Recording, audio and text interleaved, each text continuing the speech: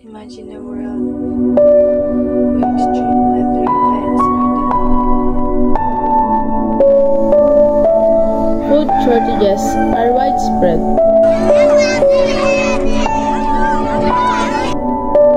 and millions are displaced due to environmental disaster. This is not a distant future. This is the reality we face if we fail to act decisively on climate change. Our planet is struggling with an unparalleled environmental crisis, a complex web of interconnected threats. Rising sea levels are already swallowing coastal communities. While prolonged droughts are causing devastating crop failures in vulnerable regions like the Sahel.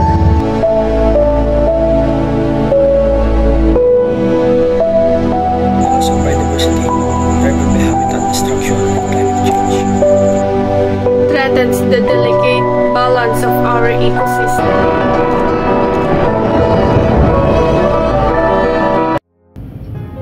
However, hope remains.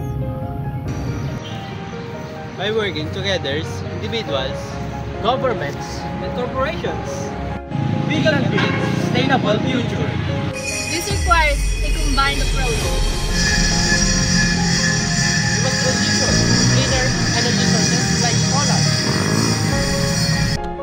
Sustainable agriculture practices, including permaculture and crop rotation, that help us feed the growing population without further depleting our resources.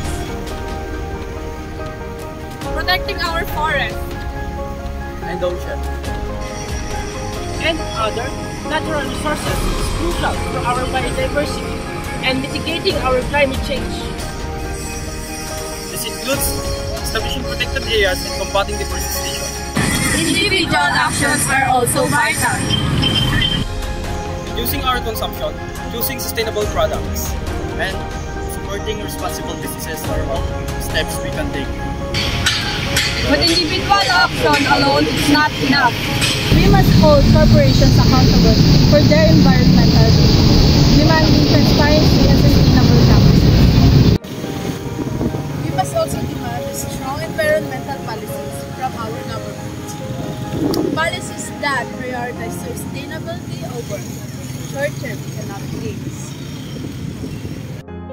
The time complacency is over. Time for action is now. Contact your elected officials.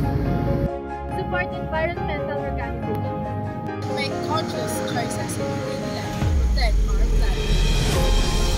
Our future depends on you.